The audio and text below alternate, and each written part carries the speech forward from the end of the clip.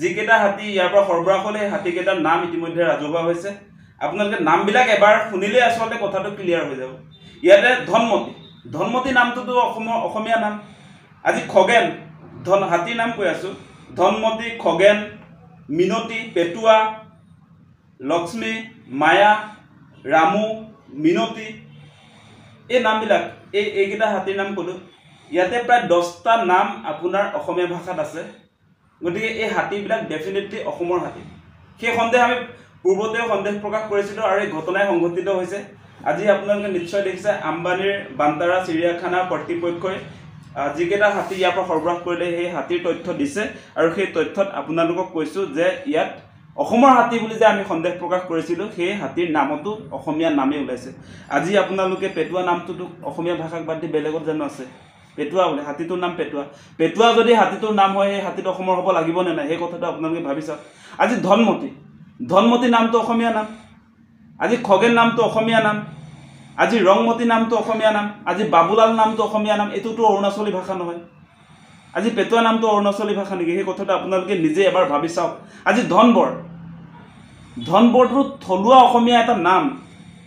গতিকে এই হাতীবিলাক যে অসমৰ হাতী সেই কথাটো আজি প্ৰমাণ হৈছে কিন্তু আমাৰ অসমীয়া মানুহক অন্ধকাৰত ৰাখি এই বেহা বেপাৰটো যে কৰিছে জীৱ জন্তুবিলাকক লৈ যে এতিয়া বেহা বেপাৰ যে আৰম্ভ কৰিছে হিমন্ত বিশ্ব শৰ্মাই মানুহক আসলে অন্ধকাৰত ৰাখি এই কথাটো আজি প্ৰমাণ হৈছে এয়া তালিকা আমাৰ মাজত আছে তালিকা প্ৰকাশ কৰিছে আজি আম্বানীৰ বান্তাৰা চিৰিয়াখানা কৰ্তৃপক্ষই গতিকে এটা কথা অতি স্পষ্ট হিমন্ত বিশ্ব শৰ্মাই গোকাত মিছা মাতিছে আৰু মিছা মতাৰ যিটো ৰিজাল্ট সেই ৰিজাল্টটো আছে আমাৰ লগত আপোনালোকে নিশ্চয় জানে যে 2022 চনৰ 9 ছেপ্টেম্বৰ তাৰিখে 9 ছেপ্টেম্বৰ 2022 চনৰ 9 ছেপ্টেম্বৰ তাৰিখে আসলে এখন চুক্তি হৈছিলে সেই চুক্তি অনুসৰিয়ে অসমৰ পৰা অসম ৰাজ্যিক চিৰিয়াখানাৰ পৰা 4টা বন্যপ্ৰাণী আপোনালোকে জানে সেই সময়ত যিবিলাক খবৰ ৰাখিছে সকলোৱে জানে যে 2টা ব্লেক পান্থাৰ আৰু 2টা এশিঙীয়া গড় আম্বানীৰ Greens zoological rescue and rehabilitation centre তালৈ লৈ যোৱা হৈছিলে যাক এতিয়া বান্তাৰা চিৰিয়াখানা বুলি কোৱা হয় 4টা জন্তুৰ কথা উল্লেখ কৰিছে 2022 চনৰ 9 ছেপ্টেম্বৰ অসম ৰাজ্যিক চিৰিয়াখানা কৰ্তৃপক্ষই যেতিয়া আমি প্ৰতিবাদ কৰিছিলোঁ তেতিয়া কৈছে যে চিৰিয়াখানা উদং কৰা নাই কেৱল বোলে 4টা বন্যপ্ৰাণী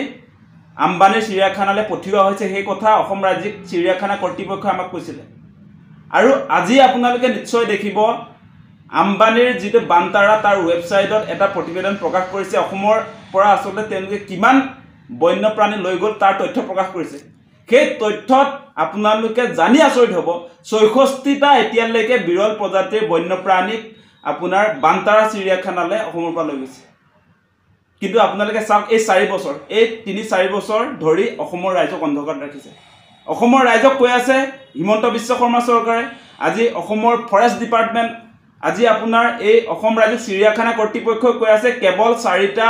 আসলতে আপোনাৰ বন্যপ্ৰাণী যে ব্লেক পেন্থাৰ 2টা আৰু 2টা এশিঙীয়া গড়হে আম্বানী চিৰিয়াখানালৈ লৈ গৈছে বুলি কৈছিলে তাৰ পাছত এতিয়া ৰিজাল্টত আজি আম্বানীৰ আপোনাৰ বান্তাৰা কৰ্তৃপক্ষই নিজে যিটো আপোনাৰ ছ'চিয়েল সাইটত আপডেট দিলে তাত কিন্তু 64টা বন্যপ্ৰাণীৰ কথা উল্লেখ কৰিছে গতিকে 62টা বিক্ৰী কৰিলে নেকি হিমন্ত বিশ্ব শৰ্মাই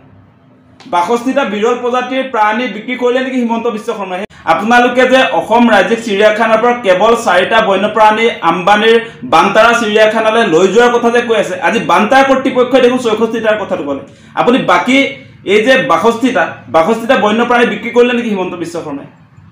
আম্বানীৰ চিৰিয়াখানাত আজি মুকেশ আম্বানীৰ পুতেক অনন্ত আম্বানীক বিক্ৰী কৰি দিলে নেকি নে এই 62টা জীৱ জন্তুক আচলতে অনন্ত আম্বানীৰ আপোনাৰ বিয়াৰ আপোনালোকে গিফ্ট দিলে নেকি সেই প্ৰশ্ন আমি উত্থাপন কৰিছোঁ আৰু আপোনালোকে যিটো চুক্তি কৰিছিলে সেই চুক্তি অনুসৰি আসলতে জীৱ জন্তুৰ বিনিময় হ'ব বুলি কোৱা হৈছিলে দুখন চিৰিয়াখানাৰ মাজত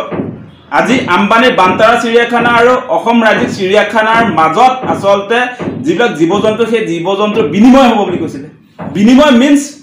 মানে আম্বানীৰ চিৰিয়াখানাৰ পৰা অসম ৰাজ্যিক চিৰিয়াখানালৈ জীৱ জন্তু আহিব আৰু ইয়াৰ পৰা লৈ যোৱা হ'ব সেই বিনিময়ৰ কথা কোৱা হৈছিলে কিন্তু আজি চাওক আজি প্ৰায় এই 4 বছৰ আজি এই 4 বছৰত আমাৰ অসম ৰাজ্যিক চিৰিয়াখানাৰ পৰা 64টাকে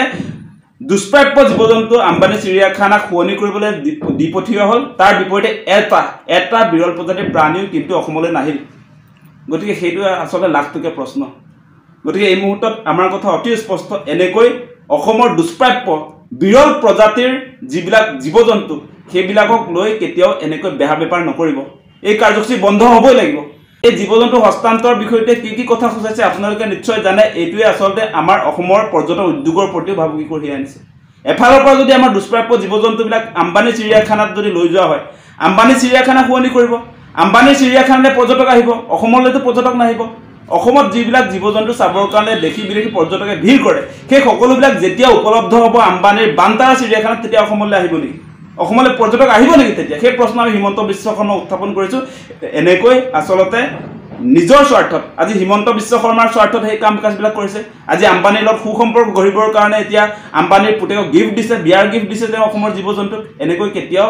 আচলতে অসমখনক ধ্বংস কৰিবলৈ দিয়া নহ'ব, সেই কথা আমি স্পষ্ট কৰিছোঁ।